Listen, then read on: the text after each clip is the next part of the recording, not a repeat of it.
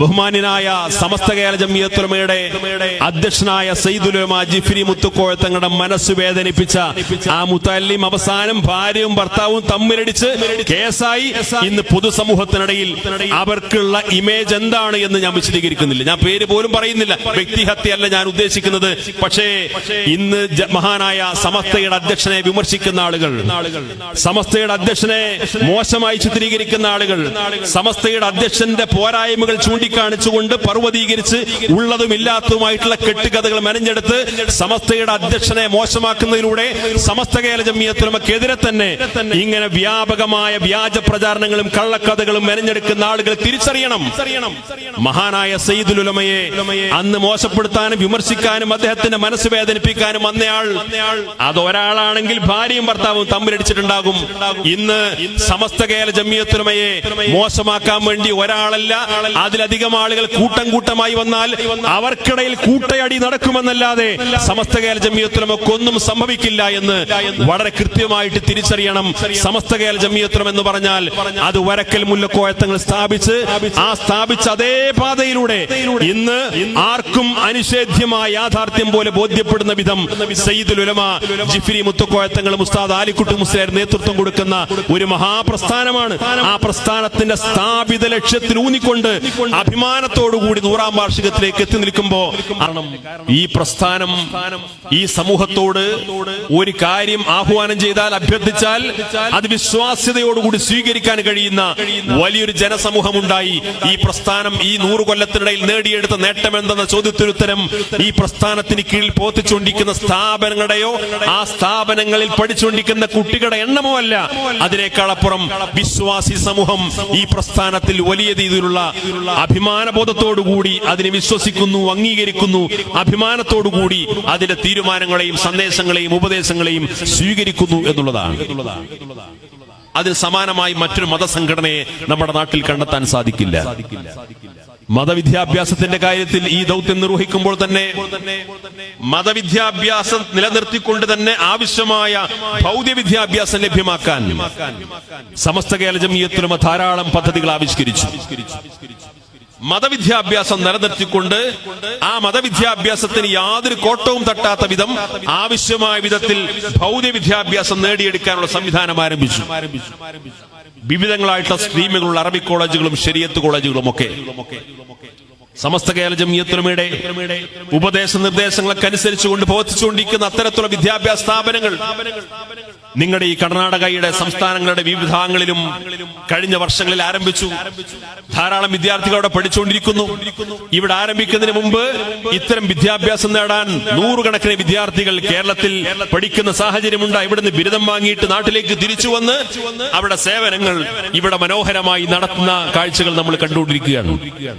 ഇവിടെ ധാരാളം മഹല്ല് ഭാരവാഹികളും രക്ഷിതാക്കളൊക്കെ ഉള്ളതുകൊണ്ട് ഒരു കാര്യം സഗൗരവം ഞാൻ സൂചിപ്പിക്കുന്നു. കർണാടകയിൽ ഏതാനും മാസങ്ങൾക്ക് മുമ്പാണ് കർണാടക സർക്കാർ ജാതി സെൻസസ് നടത്തിയതിന്റെ റിപ്പോർട്ട് പുറത്തുവിട്ടത്. ആ ജാതി സെൻസസിന്റെ റിപ്പോർട്ട് പുറത്തു വന്നപ്പോ കർണാടകയിലെ മുസ്ലിങ്ങൾ ക്രിസ്ത്യാനികളുടെ പിന്നിൽ മാത്രമല്ല ഇവിടുത്തെ ബുദ്ധ ജൈന വിഭാഗം പോലെയുള്ള ഏറ്റവും ന്യൂനപക്ഷം വരുന്ന മതവിഭാഗങ്ങളെക്കാൾ വിദ്യാഭ്യാസ രംഗത്ത് പിറകിലാണ് എന്ന സെൻസസ് റിപ്പോർട്ടാണ് പുറത്തു വന്നത്. ഇത് സഗൗരവം നമ്മൾ കാണേണ്ടതും തിരിച്ചറിയേണ്ടതുമാണ്. 2015 കർണാടകയിലെ മുസ്ലിങ്ങളുടെ സാമൂഹിക വിദ്യാഭ്യാസ സാമ്പത്തിക അവസ്ഥയെക്കുറിച്ച് ഇവിടുത്തെ സർക്കാർ പഠിക്കുകയും അതിന്റെ റിപ്പോർട്ടുകൾ പുറത്തു വരികയും ചെയ്തു. അതിനുവേണ്ടി ഒരു സർവേ നടത്തി. ആ സർവേ നടത്താൻ വേണ്ടി ആ സർവേയിൽ ഹാജരായത് ഏകദേശം 59 ലക്ഷം മുസ്ലിങ്ങളാണ്. കർണാടകയിലെ മുസ്ലിങ്ങളുടെ സാമൂഹിക സാമ്പത്തിക വിദ്യാഭ്യാസ അവസ്ഥയെക്കുറിച്ച് പഠിക്കാൻ 2015 കർണാടകയിൽ ഒരു സെൻസസ് നടന്നപ്പോ, ഒരു സർവേ നടന്നപ്പോ ആ സർവേയിൽ പങ്കെടുത്തത് 59.51 ലക്ഷം മുസ്ലിങ്ങളാണ് അതിൽ പങ്കെടുത്തത്. പക്ഷേ ആ 59 ചില്ലാനം ലക്ഷം മുസ്ലിങ്ങൾ പങ്കെടുത്തപ്പോ അതിൽ 11.7% ആളുകൾ മാത്രമാണ് 10ാം ക്ലാസ് വരെ പഠനം നടത്തിയത് എന്ന റിസൾട്ടാണ് ആ സർവേയിലൂടെ പുറത്തു വന്നത്. വിദ്യാഭ്യാസ രംഗത്ത്, ഭൗതിക വിദ്യാഭ്യാസ രംഗത്ത് നമ്മുടെ സമുദായം ഈ സംസ്ഥാനത്ത് എത്രത്തോളം പിറകിലാണ് എന്നതിന്റെ ഏറ്റവും വലിയ ഉദാഹരണമാണ്. 59 ലക്ഷം ആളുകൾക്കിടയിൽ നടത്തിയിട്ടുള്ള സർവേയിൽ കേവലം 11% പേർ മാത്രമാണ് 10ാം തരം പാസ്സായവർ ഉള്ളത് എന്ന് പറഞ്ഞാൽ വിദ്യാഭ്യാസ രംഗത്ത് നമ്മൾ വളരെ പിറകിലാണ്. 5.5% ആളുകൾ മാത്രമാണ് കോളേജ് വിദ്യാഭ്യാസം നേടിയത് എന്ന റിസൾട്ടാണ് കിട്ടിയത്. ഏകദേശം 12-13% ജനസംഖ്യാ പ്രാതിനിധ്യമുള്ള ഈ സംസ്ഥാനത്ത് ഈ സർവേ അനുസരിച്ചുകൊണ്ട് കേവലം 1% മാത്രമാണ് ഉന്നതമായ സർക്കാർ ജോലിയിൽ പ്രാതിനിധ്യമുള്ളത് എന്ന സർവേ റിപ്പോർട്ടാണ് 2015 പുറത്തു വന്നത്. ഒരുപക്ഷെ 10 വർഷമായപ്പോ അതിന്റെ ചെറിയ വ്യത്യാസങ്ങൾ ഉണ്ടായിരിക്കും. അപ്പൊ നമ്മൾ തിരിച്ചറിയേണ്ട കാര്യം, വിദ്യാഭ്യാസ രംഗത്ത് സമസ്ത കേരള ജംഇയ്യത്തുൽ ഉലമ നിർവഹിച്ചുകൊണ്ടിരിക്കുന്ന ഈ സ്ഥാപനങ്ങളും വിദ്യാഭ്യാസ പ്രവർത്തനങ്ങളും എല്ലാം അതിനെ സ്വീകരിക്കാനും ഏറ്റെടുക്കാനും നിങ്ങൾ സന്നദ്ധമാകുമ്പോ വളർന്നു വരുന്ന നമ്മുടെ വിദ്യാർത്ഥികളെ, നമ്മുടെ പുതിയ തലമുറയെ അവരെ വിദ്യാഭ്യാസ രംഗത്തേക്ക് ആകർഷിക്കാൻ ആവശ്യമായിട്ടുള്ള പ്രവർത്തനങ്ങൾ സംഘടനാ പ്രവർത്തനത്തിന്റെ ഭാഗമായിട്ട് നിർവഹിക്കാൻ നമുക്ക് ബാധ്യതയുണ്ട്. മഹല്ല് ഭാരവാഹികൾക്ക് ആ ഉത്തരവാദിത്വം നിർവഹിക്കാൻ സാധിക്കണം. മദ്രസയിൽ പഠിച്ചുകൊണ്ടിരിക്കുന്ന വിദ്യാർത്ഥികൾക്ക് മദ്രസാ വിദ്യാഭ്യാസം നൽകുമ്പോൾ തന്നെ ആ മദ്രസാ വിദ്യാഭ്യാസത്തോടൊപ്പം ഭൗതിക വിദ്യാഭ്യാസ രംഗത്ത് ആവശ്യമായ പിന്തുണയും പ്രോത്സാഹനവും നൽകാൻ ആവശ്യമായ പ്രവർത്തനങ്ങൾ നമ്മൾ നടത്തുമ്പോൾ മാത്രമാണ് ആരോഗ്യകരമായ ഒരു സമൂഹമായിട്ട് നമ്മുടെ നാട്ടിലെ മുസ്ലിം സമൂഹത്തിന് വളർന്നു വരാൻ സാധിക്കുകയുള്ളൂ. അതിനാവശ്യമായ വിദ്യാഭ്യാസ പ്രവർത്തനങ്ങൾക്ക് ഇന്ന് സമസ്ത കേരള ജംഇയ്യത്തുൽ ഉലമ നേതൃത്വം നൽകുന്നു. നമ്മുടെ സംഘടനാ നേതൃത്വത്തിന് അത്തരം ഉപദേശ നിർദ്ദേശങ്ങൾ നൽകാനേ സാധിക്കൂ. അത് ഏറ്റെടുക്കാനും സ്വീകരിക്കാനും അത്തരം വിദ്യാഭ്യാസ സ്ഥാപനങ്ങൾ നമ്മുടെ നാടുകൾ നമ്മൾ നടത്താനും നമ്മുടെ നാടുകളിലുള്ള വിദ്യാർത്ഥികളെ അത്തരത്തിലുള്ള വിദ്യാഭ്യാസ സ്ഥാപനങ്ങളിൽ കേരളത്തിലാണെങ്കിലും കർണാടകയിലാണെങ്കിലും എവിടെയാണെങ്കിലും മെച്ചപ്പെട്ട വിദ്യാഭ്യാസം നേടി ഈ നാടിന്റെ പുരോഗതിക്ക് വേണ്ടി നാളത്തെ തലമുറയ്ക്ക് വിദ്യാസമ്പന്നരായ ഒരു തലമുറ നേതൃത്വം നൽകാൻ കഴിയുന്ന സാഹചര്യത്തിലേക്കുള്ള പ്രവർത്തനങ്ങൾ നടത്താൻ എന്റെ പ്രിയപ്പെട്ട മഹല്ല് ഭാരവാഹികളും രക്ഷിതാക്കളും സന്നദ്ധമാകണമെന്ന് സാന്ദർഭികമായിട്ട് സൂചിപ്പിക്കുകയാണ്. വിദ്യാഭ്യാസ രംഗത്ത് സമസ്ത കേരള ജംഇയ്യത്തുൽ ഉലമ ഇതുപോലുള്ള വളരെ വ്യവസ്ഥാപിതമായ പ്രവർത്തനങ്ങൾ ഒരു ഭാഗത്ത് നടത്തിക്കൊണ്ടിരിക്കുന്നു. അതോടൊപ്പം ഇന്ത്യയിൽ ഏറ്റവും കൂടുതൽ വെല്ലുവിളികൾ നേരിട്ടുകൊണ്ടിരിക്കുന്ന ഒരു സമുദായം എന്ന അർത്ഥത്തിൽ പലപ്പോഴും നിയമപരമായിട്ടുള്ള ഒരുപാട് പ്രതിസന്ധികൾ ഈ സമുദായത്തിന് നേരെ വരാറുണ്ട്. പല പ്രശ്നങ്ങളും വരാറുണ്ട്. ആ പ്രശ്നങ്ങളെല്ലാം സാധ്യമാകുന്ന വിധം ഒരു സമസ്ത കേരള ജംഇയ്യത്തുൽ ഉലമയെ പോലെയുള്ള ഒരു പണ്ഡിത സഭയുടെ പരിമിതികൾക്കകത്തുനിന്നുകൊണ്ട് സാധ്യമാകുന്ന രീതിയിലുള്ള പല ഇടപെടലുകളും സമസ്ത കേരള ജംഇയ്യത്തുൽ ഉലമ പലപ്പോഴായിട്ട് നടത്തിയിട്ടുണ്ട്. കേരളത്തിൽ നമ്മുടെ രാജ്യത്ത് ഏറ്റവും കൂടുതൽ ഹിജാബുമായി ബന്ധപ്പെട്ട വിവാദമുണ്ടായത് കർണാടകയിലായിരുന്നു. ആ കർണാടകയിലെ ഹൈക്കോടതിയുടെ ഹിജാബ് വിവാദവുമായി ബന്ധപ്പെട്ട ഒരു കോടതി വിധി വന്നപ്പോ നമ്മൾ ആലോചിക്കണം, കർണാടക ഹൈക്കോടതിയുടെ ആ ഹിജാബിന് വിരുദ്ധമായ, ഹിജാബ് ധരിക്കാനുള്ള അവകാശം നിഷേധിക്കുന്ന ഒരു കർണാടക ഹൈക്കോടതി വിധി വന്നപ്പോ ആ വിധിക്കെതിരെ സുപ്രീം കോടതിയിൽ അപ്പീലിൽ പോയത് സമസ്ത കേരള ജംഇയ്യത്തുൽ ഉലമയാണ് എന്നത് എന്റെ പ്രിയപ്പെട്ട സഹോദരന്മാർ മനസ്സിലാക്കണം. കർണാടക ഹൈക്കോടതിയുടെ ആ ഹിജാബ് കേസിന്റെ വിധിക്കെതിരെ സുപ്രീം കോടതിയിൽ അപ്പീൽ പോയത്, അതിന് ആ വിധിയെ ചോദ്യം ചെയ്തത് സമസ്ത കേരള ജംഇയ്യത്തുൽ ഉലമയാണ്. ആ വിധിയുടെ ആ നിയമ പോരാട്ടത്തിന്റെ പര്യവസാനത്തിൽ എങ്ങനെയാണ് സുപ്രീം കോടതി വിധി വന്നത്? അന്തിമമായി ഹിജാബിനെതിരായിട്ടുള്ള തീർപ്പ് കൽപ്പിക്കാൻ വിധിന്യായം പറഞ്ഞ ജഡ്ജിമാർക്ക് സാധിച്ചില്ലെന്ന് മാത്രമല്ല, ഭാഗികമായ വിധിയായിരുന്നു. ചില ആളുകൾ പറഞ്ഞു ആ ഹിജാബുമായി ബന്ധപ്പെട്ട തീരുമാനമെടുക്കാൻ ബന്ധപ്പെട്ട വിദ്യാഭ്യാസ സ്ഥാപനങ്ങൾക്ക് അധികാരമുണ്ടെന്ന് പറഞ്ഞപ്പോ അതേ ബെഞ്ചിലെ പ്രമുഖരായ മറ്റു 2 ജഡ്ജിമാർ പറഞ്ഞു അതൊരു വ്യക്തിയുടെ മതസ്വാതന്ത്ര്യമാണ്, മൗലികാവകാശമാണ് എന്ന വിധിന്യായം പുറപ്പെടുവിക്കുന്ന തലത്തിലേക്ക് ഭാഗികമായെങ്കിലും സുപ്രീം കോടതിയിൽ നിന്ന് നീതി ലഭ്യമാക്കാൻ ആവശ്യമായ ആ നിയമ പോരാട്ടത്തിൽ പങ്കാളിത്തം വഹിക്കാൻ സമസ്ത കേരള ജംഇയ്യത്തുൽ ഉലമക്ക് സാധ്യമായിട്ടുണ്ട്. എത്രയെത്ര കേസുകൾ ഇപ്പോൾ നടന്നുകൊണ്ടിരിക്കുന്ന വഖഫ് ഭേദഗതിയുമായി നിയമവുമായി ബന്ധപ്പെട്ട കേസുകൾ, പൗരത്വ നിയമവുമായി ബന്ധപ്പെട്ട കേസുകൾ. അങ്ങനെ നമ്മുടെ രാജ്യത്തെ മുസ്ലിങ്ങളുടെ അസ്തിത്വവും വ്യക്തിത്വവും മതവിശ്വാസവും മതസ്വാതന്ത്ര്യവും ചോദ്യം ചെയ്യപ്പെടുന്ന ഏത് നിയമപരമായ പ്രതിസന്ധി വരുമ്പോഴും അവിടെയെല്ലാം ഞങ്ങൾ മതസംഘടനയല്ലേ, ഞങ്ങൾ മതപ്രഭാഷണം നടത്തിയാൽ മതി, ഞങ്ങൾ വഴൽ നടത്തിയാൽ മതി, ഞങ്ങൾ മദ്രസയും സ്കൂൾ നടത്തേണ്ടവരാണ് എന്ന് പറഞ്ഞ് മാറി നിൽക്കാനല്ല മുന്നോട്ട് വന്നത്. നിയമപരമായ പോരാട്ടം നടത്തി സാധ്യമാകുന്ന നീതി ലഭ്യമാക്കി കൊടുക്കാൻ ആവശ്യമായ പ്രവർത്തനങ്ങൾക്ക് നേതൃത്വം കൊടുക്കാൻ സമസ്ത കേരള ജമിയത്തിന് നമുക്ക് സാധിച്ചു. ഈ വഖഫുമായി ബന്ധപ്പെട്ട വിഷയം ഇപ്പോഴാണ് നമ്മുടെ മുമ്പിൽ ഉയർന്നു വരുന്നതും ചർച്ച ചെയ്യപ്പെടുന്നതും. പക്ഷേ പതിറ്റാണ്ടുകൾക്ക് മുമ്പ് പോലും വഖഫുമായി ബന്ധപ്പെട്ടുകൊണ്ട് ഈ സമുദായത്തിന്റെ അവകാശാധികാരങ്ങളെ ചോദ്യം ചെയ്യുന്ന നിയമങ്ങളും വിജ്ഞാപനങ്ങളും വന്നപ്പോ ആ കാലത്തും സമസ്ത കേരള ജമിയത്തുലമ അതിനെതിരായിട്ടുള്ള പോരാട്ടം നടത്തിയതായിട്ട് ചരിത്രത്തിൽ കാണാൻ സാധിക്കും. ഒരു ഉദാഹരണം മാത്രം പറഞ്ഞുകൊണ്ട് ഞാൻ അവസാനിപ്പിക്കാം. 1969 കേന്ദ്ര സർക്കാർ ഒരു വിജ്ഞാപനം പുറപ്പെടുവിച്ചു. ഇവിടെ വഖഫ് ബോർഡിൽ രജിസ്റ്റർ ചെയ്തിട്ടുള്ള വഖഫ് മുത്തവല്ലിമാരും അതേപോലെ വഖഫ് ബോർഡിൽ രജിസ്റ്റർ ചെയ്തിട്ടുള്ള മഹല്ല് ജമാഅത്തിന്റെ ഭാരവാഹികൾക്കും അറിയാം, ഒരു വഖഫ് സ്വത്തിന്റെ വഖഫ് സ്ഥാപനത്തിന്റെ വാർഷിക വരുമാനത്തിന്റെ 7% ഇന്ന് വഖഫ് ബോർഡിൽ അടക്കണം വർഷത്തിൽ. 1969 ഒരു വിജ്ഞാപനം വന്നു കേന്ദ്ര സർക്കാർ. ആ വിജ്ഞാപനത്തിൽ പറഞ്ഞു വഖഫ് സ്ഥാപനങ്ങൾക്ക് ലഭ്യമാകുന്ന മുഴുവൻ വരുമാനത്തിന്റെയും 6% വഖഫ് ബോർഡിൽ അടക്കണം.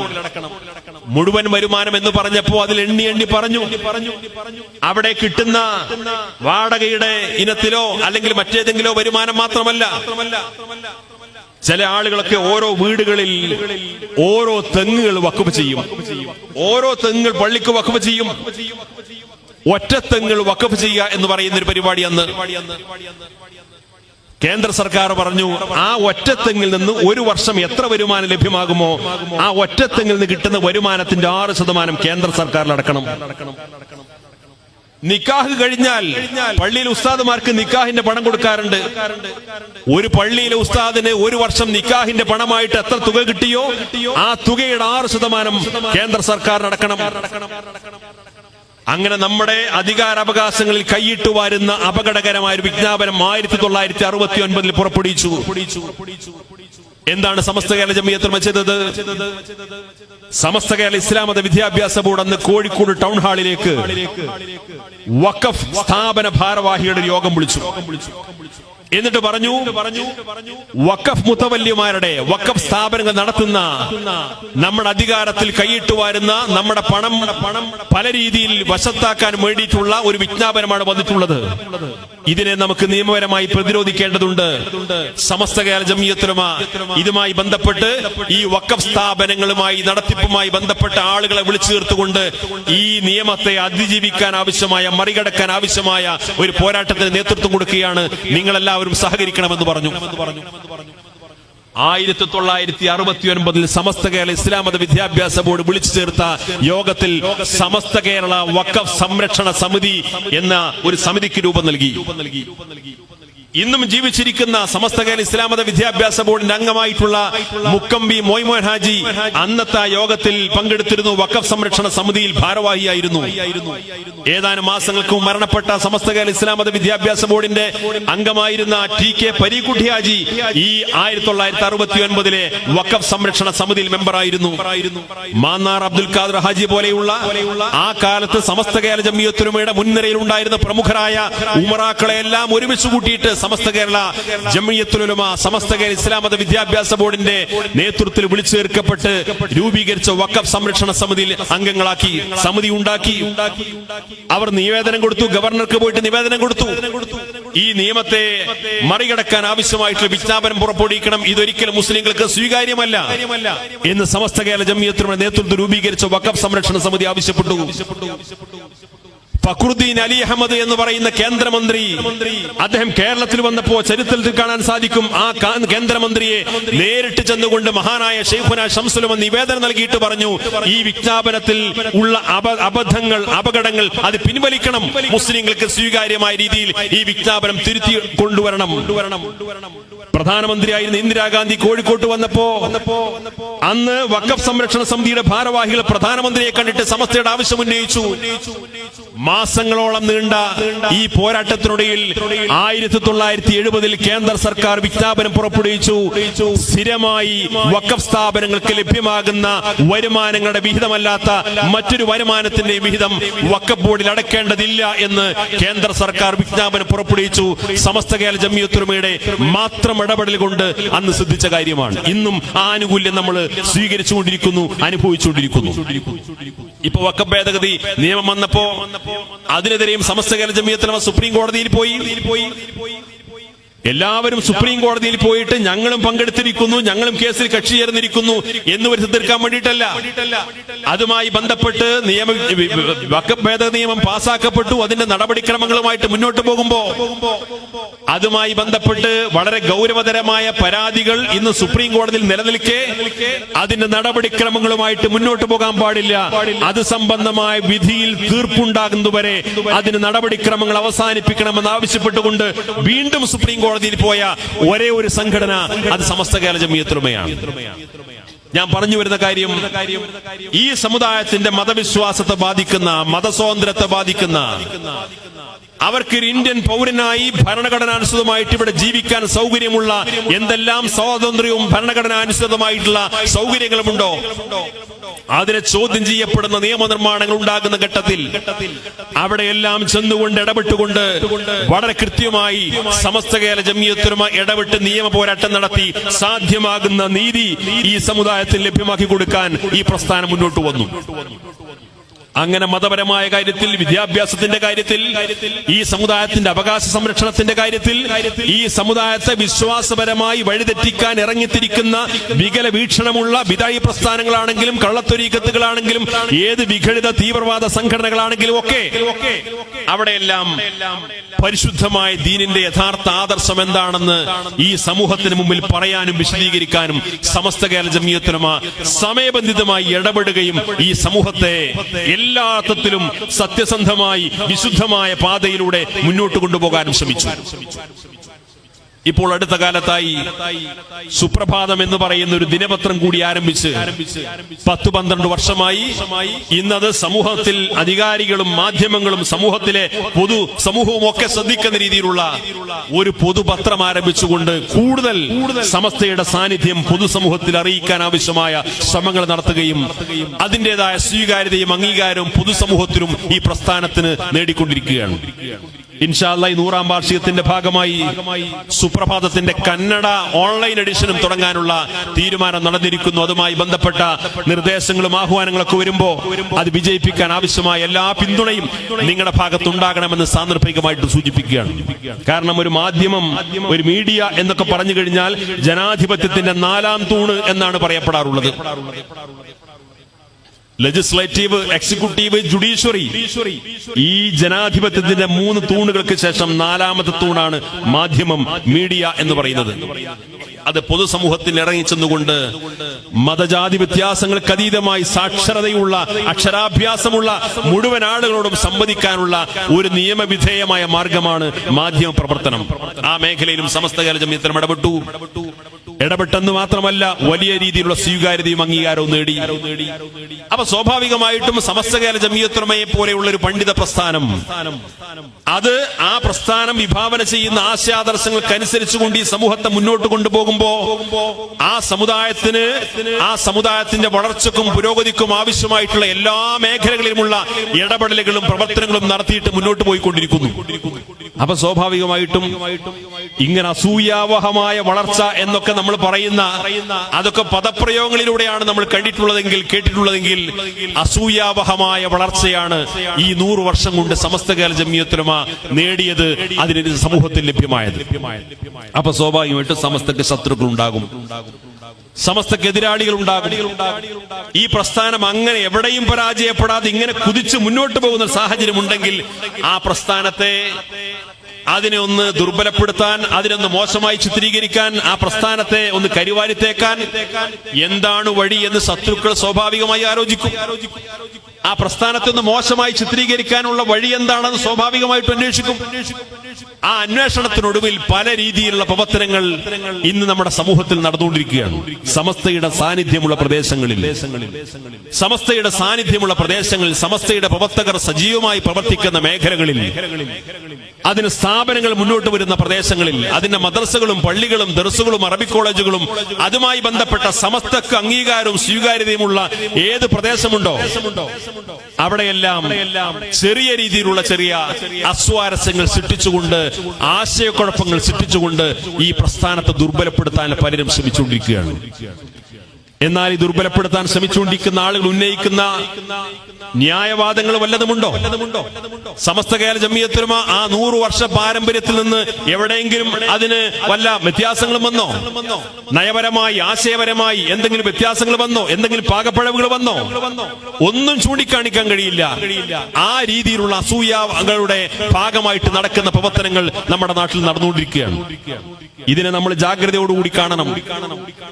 അത് നമ്മളെ സംബന്ധിച്ചിടത്തോളം വലിയൊരു ഭീഷണിയായതുകൊണ്ടല്ല, പക്ഷേ നമ്മുടെ സാധാരണ പ്രവർത്തകർക്കിടയിൽ, രക്ഷിതാക്കൾക്കിടയിൽ, സഹോദരന്മാർക്കിടയിൽ, നമ്മുടെ വിദ്യാർത്ഥികൾക്കിടയിൽ അനാവശ്യമായ ആശയക്കുഴപ്പങ്ങൾ സൃഷ്ടിച്ചുകൊണ്ട് നമ്മുടെ പ്രസ്ഥാനത്തിന്റെയും നാടിന്റെയും ദീനീ പ്രവർത്തനങ്ങളുടെയും നല്ല രീതിയിലുള്ള മുന്നോട്ട് പോക്കിന് തടസ്സം നിൽക്കുന്ന രീതിയിൽ അതിനുവേണ്ടി നാം ചെലവഴിക്കേണ്ട പണവും അധ്വാനവും സമയവും ഒക്കെ മറ്റു രീതിയിലുള്ള വിനാശകരമായ മാർഗത്തിലേക്ക് തിരിച്ചുവിടാൻ പലപ്പോഴും ശത്രുക്കൾ ശ്രമിക്കും. ഇവിടെയെല്ലാം സമസ്ത കേരള ജംഇയ്യത്തുൽ ഉലമയുടെ നേതൃത്വം എന്തു പറയുന്നു? ആ നേതൃത്വം എന്ത് തീരുമാനമെടുക്കുന്നു? അവരെന്ത് ആഹ്വാനം ചെയ്യുന്നു? ആ ആഹ്വാനം അക്ഷരം വെറുതെ അനുസരിച്ചും സ്വീകരിച്ചും മുന്നോട്ട് പോവുക എന്നുള്ളതാണ് അച്ചടക്ക ബോധമുള്ള നമ്മളെ പോലുള്ള സംഘടനാ പ്രവർത്തകർക്ക് ഇന്ന് നിർവഹിക്കാനുള്ളത്. പിന്നെ ആക്ഷേപിക്കാനും വിമർശിക്കാനും മോശമായി ചിത്രീകരിക്കാനും വരുന്നവർക്കൊക്കെ പലപ്പോഴും ചരിത്രത്തിൽ വലിയ വലിയ തിരിച്ചടികളും മറുപടികളും ഉണ്ടായിട്ടുണ്ട് എന്നത് പ്രത്യേകം പറയേണ്ടതില്ല. സമസ്തയുടെ ശത്രുപക്ഷത്ത് നിന്ന ഏത് വിഭാഗത്തെയും 1926 മുതൽ നിങ്ങൾക്ക് ഇങ്ങോട്ട് എണ്ണി നോക്കിയാൽ അറിയാം, സമസ്തയെ ദുർബലപ്പെടുത്താൻ, അതിനെ മോശമായി ചിത്രീകരിക്കാൻ, അതിനെ തകർക്കാൻ, അതിനെ ഇല്ലായ്മ ചെയ്യാൻ ആരെല്ലാം ഇതിന്റെ എതിർപ്പാളയത്ത് പോയിട്ടുണ്ടോ അവർക്കെല്ലാം സംഭവിച്ച അതിന്റെ അന്ത്യം എങ്ങനെയായിരുന്നുവെന്ന് നമുക്ക് കൃത്യമായിട്ട് കണ്ടെത്താൻ സാധിക്കും. നമ്മുടെ രാജ്യത്ത് ഇവിടുത്തെ മഹാഭൂരിപക്ഷം വരുന്ന മുസ്ലിം സമുദായത്തെ ചൂണ്ടിക്കാണിച്ചുകൊണ്ട് അവർക്കെതിരെ ശിർക്കും കുഫറും ആരോപിച്ചുകൊണ്ടല്ലേ ബിദഈ പ്രസ്ഥാനങ്ങൾ കടന്നു വന്നത്. ആ മുജാഹിദ് പ്രസ്ഥാനം അവസാനം എന്തായി? അവര് പൊട്ടിപ്പിളർന്ന് 8 ഗ്രൂപ്പുകളായിട്ട് തരംതിരിഞ്ഞ് ഇപ്പോൾ ഒരു കാലത്ത് ഇവിടുത്തെ മഹാഭൂരിപക്ഷം വരുന്ന മുസ്ലിം സമുദായത്തിന് ഉന്നയിച്ചിരുന്ന ശിർക്കും കുഫറും അവർ തന്നെ അങ്ങോട്ടും ഇങ്ങോട്ടും പരസ്പരം ആരോപണ പ്രത്യാരോപണങ്ങളായി ഉന്നയിച്ചുകൊണ്ടിരിക്കുന്നു എന്നുള്ളത് നമ്മൾ ഇന്ന് കണ്ടുകൊണ്ടിരിക്കുന്ന കാഴ്ചയാണ്. അതുകൊണ്ട് സമസ്തയെക്കുറിച്ച്, സമസ്തയുടെ ആശയത്തെക്കുറിച്ച്, അതിന്റെ നേതൃത്വത്തെക്കുറിച്ച് എത്ര മോശമായി ആര് ചിത്രീകരിക്കാനും വന്നാലും അത് അതേ നാണയത്തിൽ അവർക്ക് തിരിച്ചടിക്കുന്നതാണ് ഇന്ന് കണ്ടുകൊണ്ടിരിക്കുന്നത്. ഒരു ഏറ്റവും അടുത്ത ദിവസം നിങ്ങളൊക്കെ സാമൂഹ്യ മാധ്യമങ്ങളിൽ കണ്ട ഒരു സംഭവം മാത്രം ഉദ്ധരിച്ചുകൊണ്ട് ഞാൻ അവസാനിപ്പിക്കാം. ഏതാനും ദിവസങ്ങൾക്ക് മുമ്പ് സാമൂഹ്യ മാധ്യമങ്ങൾ നിങ്ങൾ ഒരു വാർത്ത ശ്രദ്ധിച്ചിട്ടുണ്ടാകും. അഥവാ കുടുംബങ്ങൾക്ക് സമാധാനമുണ്ടാകാൻ, ഭാര്യ ഭർത്താക്കന്മാരൊക്കെ യോജിച്ച് ജീവിക്കാൻ, അവർക്കിടയിൽ സമാധാനവും സഹവർത്തിത്വവും നല്ല ദാമ്പത്യ ബന്ധമൊക്കെ അനുസരിച്ചുകൊണ്ട് കുടുംബങ്ങൾ മുന്നോട്ട് പോകാൻ, ഭാര്യ ഭർത്താക്കന്മാർ മുന്നോട്ട് പോകാൻ, ഭാര്യ ഭർത്താക്കന്മാർക്ക് സ്ഥിരമായിട്ട് ക്ലാസ് എടുക്കുന്ന ഒരു ഭാര്യയും ഭർത്താവും ഉണ്ട്. അവർ സ്ഥിരമായി കുടുംബ ക്ലാസ് എടുക്കുന്ന ആളുകളാണ്. അത് കർണാടകയിലും കേരളത്തിലൊന്നുമല്ല, വിദേശ രാജ്യങ്ങളിൽ പോലും വലിയ രീതിയിലുള്ള മോട്ടിവേഷൻ ക്ലാസ് എടുക്കുന്ന കുടുംബങ്ങൾക്ക് കൗൺസിലിംഗ് നടത്തുന്ന, എവിടെ കുടുംബ തർക്കമുണ്ടോ, എവിടെ ഭാര്യയും ഭർത്താവും തമ്മിൽ പണങ്ങി ജീവിക്കുന്നു, അവിടെ ഇവരെത്തിച്ചു കഴിഞ്ഞാൽ അവരതൊക്കെ മസലത്താക്കും. അത്രയും വലിയ കൗൺസിലിംഗ് നടത്തുന്ന, മോട്ടിവേഷൻ ക്ലാസ് നടത്തുന്ന, കുടുംബ തർക്കങ്ങൾ പരിഹരിക്കാൻ മികവ് തെളിയിച്ച വലിയ ആളുകൾ. ആ ആളുകളെ കുറിച്ച് ഏതാനും ദിവസങ്ങൾക്ക് മുമ്പ് വാർത്ത വന്നു. ആ ഭാര്യയും ഭർത്താവും തമ്മിൽ തല്ലി. അവർ തല്ലിയത് മാത്രമല്ല, തമ്മിൽ അവര് പരസ്പരം വഴക്കുണ്ടായി, അവർക്ക് ശാരീരികമായിട്ട് പരിക്കേറ്റു, പോലീസ് കേസെടുത്തു. ലോകത്തുള്ള മുഴുവൻ ഭാര്യ ഭർത്താക്കന്മാരെ നന്നാക്കാൻ നടക്കുന്ന ആളുകളാണ്. അവസാനം അവർ തന്നെ തമ്മിൽ തല്ലിയെന്ന് മാത്രമല്ല, പരസ്പരം പരിക്കേൽക്കുന്ന സാഹചര്യം ഉണ്ടായി. പരിക്കേറ്റു എന്ന് മാത്രമല്ല, പോലീസ് അവർക്കെതിരെ കേസെടുത്തു. ആരാണ് ഈ ഭാര്യയും ഭർത്താവും? ഈ ഭർത്താവ് വർഷങ്ങൾക്ക് മുമ്പ് നന്ദി ദാറുസ്സലാം അറബി കോളേജിൽ പഠിച്ചിരുന്നു. അവിടെ മുതഅല്ലിമായി വന്നു. 3 മാസമേ അദ്ദേഹം ആ സ്ഥാപനത്തിൽ പഠിച്ചിട്ടുള്ളൂ. 3 മാസമായപ്പോ ആ വിദ്യാർത്ഥിക്ക്, ആ മുത്തഅല്ലിമിന് എപ്പോഴും ഒരു കളവ് പറയുന്ന സ്വഭാവമുണ്ട് എന്ന് അന്ന് ആ സ്ഥാപനത്തിന്റെ പ്രിൻസിപ്പളായിരുന്ന ഇന്നത്തെ സമസ്ത കേരള ജംഇയ്യത്തുൽ ഉലമയുടെ അധ്യക്ഷനായ സയ്യിദ് മുഹമ്മദ് ജിഫ്രി മുത്തുക്കോയ തങ്ങൾക്ക് ബോധ്യം വന്നു. ജിഫ്രി തങ്ങൾ അദ്ദേഹത്തെ പ്രത്യേകം ശ്രദ്ധിച്ചു. താൻ പഠിപ്പിക്കുന്ന ഒരു മുത്തഅല്ലിം സ്ഥിരമായി കളവ് പറയുന്ന പരാതി സ്ഥിരമായിട്ട് കേട്ടുകൊണ്ടിരിക്കുന്നു.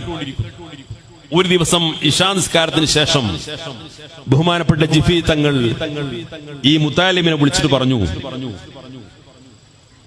നിന്റെ ഹൃദയം ശരിയല്ല, നിന്റെ ഹൃദയം ശരിയല്ല എന്ന് ഞാൻ മനസ്സിലാക്കുന്നുണ്ട്. ഇപ്പൊ പെട്ടിയും കിതാബ് എടുത്ത് ഇറങ്ങിപ്പോണെന്ന് പറഞ്ഞു. പതിറ്റാണ്ടുകൾക്ക് മുമ്പ് നടന്ന സംഭവമാണ്. ഇപ്പൊ പെട്ടിയും കിതാബ് എടുത്തുകൊണ്ട് ഇറങ്ങിപ്പോണെന്ന് പറഞ്ഞു. ഇശാ നിസ്കാരത്തിന് ശേഷം റൂമിലേക്ക് വിളിച്ച് താൻ പഠിപ്പിക്കുന്ന മുത്തഅല്ലിമിനെ ആ കോളേജിൽ നിന്ന് ഒഴിവാക്കുകയാണ്. അപ്പൊ അദ്ദേഹത്തിന്റെ സുഹൃത്തുക്കളായ ചില ആളുകൾ ഉസ്താദ് അറിയാതെ സ്വകാര്യമായിട്ട് അവിടെ നേരം വെളുക്കുന്നവരെ താമസിപ്പിച്ചു. സുബഹിക്ക് ശേഷം ഇയാൾ പോയി. ഇദ്ദേഹം പോയത് എങ്ങോട്ടാണ്? നന്ദി ദാറുസ്സലാം അറബിക് കോളേജിന്റെ പ്രസിഡന്റായ സയ്യിദ് ഉമർ ബാഫി തങ്ങളുടെ വീട്ടിലേക്ക്. എന്നിട്ട് പറഞ്ഞു, ജിഫ്രി തങ്ങൾ എന്നെ കോളേജിൽ നിന്ന് പുറത്താക്കിയിട്ടുണ്ട്, എങ്ങനെയും തിരിച്ചെടുക്കാൻ വേണ്ടി പറയണം. അങ്ങനെ കരഞ്ഞു പറഞ്ഞപ്പോ കോളേജിന്റെ പ്രസിഡന്റ് പ്രിൻസിപ്പളായിട്ടുള്ള ജിഫ്രി മുത്തുക്കോയ തങ്ങൾക്ക് ഒരു കത്ത് കൊടുത്തു, ഈ കുട്ടിയെ തിരിച്ചെടുക്കണമെന്ന് പറഞ്ഞു. ജിഫ്രി തങ്ങൾ തിരിച്ചെടുത്തില്ല, പോയിക്കോളാൻ പറഞ്ഞു. അന്ന് നന്ദി ദാറുസ്സലാം അറബിക് കോളേജിന്റെ കമ്മിറ്റിയിലുള്ള പ്രധാന ഭാരവാഹിയും MLA-യുമായിരുന്നു PV മുഹമ്മദ് സാഹിബ്. ഇദ്ദേഹം അദ്ദേഹത്തിന്റെ അടുത്ത് വന്നു. PV മുഹമ്മദ് സാഹിബ് MLA ജിഫ്രി തങ്ങളെ വിളിച്ചിട്ട് പറഞ്ഞ ആ കുട്ടീനെ എങ്ങനെ തിരിച്ചെടുക്കാൻ പറ്റുമെന്ന് ചോദിച്ചു. തിരിച്ചെടുക്കാൻ പറ്റില്ല എന്ന് പറഞ്ഞു. അദ്ദേഹം വയനാട് സ്വദേശിയാണ്.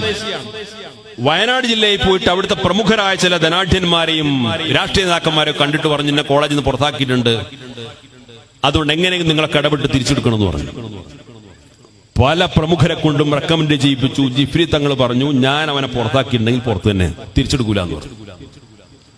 ഏതാനും വർഷങ്ങൾക്ക് ശേഷം ഈ മുത്തഅല്ലിമാണ് പിന്നീട് ക്രിസ്ത്യൻ വേദികളിൽ സുവിശേഷ പ്രഭാഷകനായിട്ട് കടന്നു വന്നത്. നിന്റെ ഹൃദയം ശരിയല്ല എന്ന് ഞാൻ മനസ്സിലാക്കുന്നു, ഇപ്പൊ പെട്ടിയും കിതാബ് എടുത്ത് ഇറങ്ങണം എന്ന് പറഞ്ഞു. ആഴ്ചകൾക്ക് ശേഷം ആ ഹൃദയത്തിന്റെ കേടെന്താണെന്ന് സമൂഹം അറിയാം. ഈ റെക്കമെൻഡ് ചെയ്ത, ശുപാർശ ചെയ്ത ആളുകളൊക്കെ മേലോട്ട് നോക്കുകയാണ്. അങ്ങനെ അവിടുന്ന് ഇറക്കിവിടപ്പെട്ട, പിന്നീട് സുവിശേഷ പ്രഭാഷകനായി വന്നു, പിന്നീട് കൗൺസിലറായി. അങ്ങനെ ഭാര്യ ഭർത്താക്കന്മാരുടെ ദാമ്പത്യ ബന്ധങ്ങൾ തകർന്നവരുടെ ആ പ്രശ്നങ്ങളൊക്കെ പരിഹരിക്കാൻ വേണ്ടി ഇറങ്ങിത്തിരിഞ്ഞ് അവസാനം എത്തിയത് എങ്ങോട്ടാണ്? ബഹുമാന്യനായ സമസ്ത കേരള ജംഇയ്യത്തുൽ ഉലമയുടെ അധ്യക്ഷനായ സയ്യിദുൽ ഉലമ ജിഫ്രി മുത്തുക്കോയ തങ്ങളുടെ മനസ്സ് വേദനിപ്പിച്ച ആ മുത്തഅല്ലിം അവസാനം ഭാര്യയും ഭർത്താവും തമ്മിലടിച്ച് കേസായി. ഇന്ന് പൊതുസമൂഹത്തിനിടയിൽ അവർക്കുള്ള ഇമേജ് എന്താണ് എന്ന് ഞാൻ വിശദീകരിക്കുന്നില്ല. ഞാൻ പേര് പോലും പറയുന്നില്ല, വ്യക്തിഹത്യയല്ല ഞാൻ ഉദ്ദേശിക്കുന്നത്. പക്ഷേ ഇന്ന് മഹാനായ സമസ്തയുടെ അധ്യക്ഷനെ വിമർശിക്കുന്ന ആളുകൾ, സമസ്തയുടെ അധ്യക്ഷനെ മോശമായി ചിത്രീകരിക്കുന്ന ആളുകൾ, സമസ്തയുടെ അധ്യക്ഷന്റെ പോരായ്മകൾ ചൂണ്ടിക്കാണിച്ചുകൊണ്ട് പർവ്വതീകരിച്ച് ഉള്ളതും ഇല്ലാത്തതുമായിട്ടുള്ള കെട്ടുകഥകൾ മെനഞ്ഞെടുത്ത് സമസ്തയുടെ അധ്യക്ഷനെ മോശമാക്കുന്നതിലൂടെ സമസ്ത കേരള ജംഇയ്യത്തുൽ ഉലമക്കെതിരെ തന്നെ ഇങ്ങനെ വ്യാപകമായ വ്യാജ പ്രചാരണങ്ങളും കള്ളക്കഥകളും മെനഞ്ഞെടുക്കുന്ന ആളുകൾ തിരിച്ചറിയണം. മഹാനായ സയ്യിദുൽ ഉലമയെ അന്ന് മോശപ്പെടുത്താനും വിമർശിക്കാനും അദ്ദേഹത്തിന്റെ മനസ്സ് വേദനിപ്പിക്കാനും വന്നയാൾ അത് ഒരാളാണെങ്കിൽ ഭാര്യയും ഭർത്താവും തമ്മിലടിച്ചിട്ടുണ്ടാകും. ഇന്ന് സമസ്ത കേരള ജംഇയ്യത്തുൽ ഉലമയെ മോശമാക്കാൻ വേണ്ടി ഒരാളല്ല, അതിലധികം ആളുകൾ കൂട്ടം കൂട്ടമായി വന്നാൽ അവർക്കിടയിൽ കൂട്ടയടി നടക്കുമെന്നല്ലാതെ സമസ്ത കേരള ജംഇയ്യത്തുൽ ഉലമക്കൊന്നും സംഭവിക്കില്ല എന്ന് വളരെ കൃത്യമായിട്ട് തിരിച്ചറിയണം. സമസ്ത കേരള ജംഇയ്യത്തുൽ ഉലമ എന്ന് പറഞ്ഞാൽ അത് വരക്കൽ മുല്ലക്കോയ തങ്ങൾ സ്ഥാപിച്ച അതേ പാതയിലൂടെ ഇന്ന് ആർക്കും അനിഷേധ്യമായ യാഥാർത്ഥ്യം പോലെ ബോധ്യപ്പെടുന്ന വിധം സയ്യിദുൽ ഉലമ ജിഫ്രി മുത്തുക്കോയ തങ്ങൾ ഉസ്താദ് ആലിക്കുട്ടി മുസ്ലിയാർ നേതൃത്വം കൊടുക്കുന്ന ഒരു മഹാപ്രസ്ഥാനമാണ്. ആ പ്രസ്ഥാനത്തിന്റെ സ്ഥാപിത ലക്ഷ്യത്തിൽ ഊന്നിക്കൊണ്ട് അഭിമാനത്തോടുകൂടി 100ാം വാർഷികത്തിലേക്ക് എത്തി നിൽക്കുമ്പോ ആ പ്രസ്ഥാനത്തെ ശക്തിപ്പെടുത്താനും അതിനെ പിന്തുണക്കാനും അതിന്റെ നേതാക്കന്മാരുടെ ആഹ്വാനം അക്ഷരമൃതി അനുസരിച്ച് അനുസരണബോധമുള്ള സംഘടനാ പ്രവർത്തകരായിട്ട് നമുക്ക് മുന്നോട്ട് പോകാൻ സാധിക്കണം. നമ്മുടെ മഹല്ല് സംവിധാനങ്ങൾ, നമ്മുടെ അറബിക് കോളേജുകൾ, നമ്മുടെ മദ്രസകൾ, നമ്മുടെ കുടുംബാംഗങ്ങളെ പോലും നമ്മുടെ വ്യക്തിജീവിതത്തിൽ പോലും ആ സമസ്ത കേരള ജംഇയ്യത്തുൽ ഉലമയുടെ തർബിയത്തിലായിട്ടായിരിക്കണം നമ്മൾ മുന്നോട്ട് പോകേണ്ടതെന്ന് ദൃഢപ്രതിജ്ഞ ചെയ്തുകൊണ്ടായിരിക്കണം നമ്മൾ ഈ വർഷത്തെ ഈ 100ാം വാർഷിക ആഘോഷത്തെ സ്വീകരിക്കേണ്ടത് എന്ന് ആഗ്രഹിച്ചുകൊണ്ടും അഭ്യർത്ഥിച്ചുകൊണ്ടും ഈ മനോഹരമായ സമ്മേളനം നടത്താൻ മുന്നോട്ട് വന്ന പ്രിയപ്പെട്ട സഹപ്രവർത്തകരെ പ്രത്യേകമായി അഭിവാദ്യം ചെയ്യുന്നു. ഈ സംഗമത്തെ അള്ളാഹു കബൂൽ ചെയ്യുമാറാകട്ടെ എന്ന് പ്രാർത്ഥിച്ചുകൊണ്ട് നിങ്ങളുടെ പ്രാർത്ഥനയിലൊക്കെ ഈ വിനീതിനെ കൂടി ഉൾപ്പെടുത്തണമെന്ന് വസിയത്ത് ചെയ്യുന്നു. വാ ആഖിറു ദഅവാനാ അനിൽ ഹംദുലില്ലാഹി.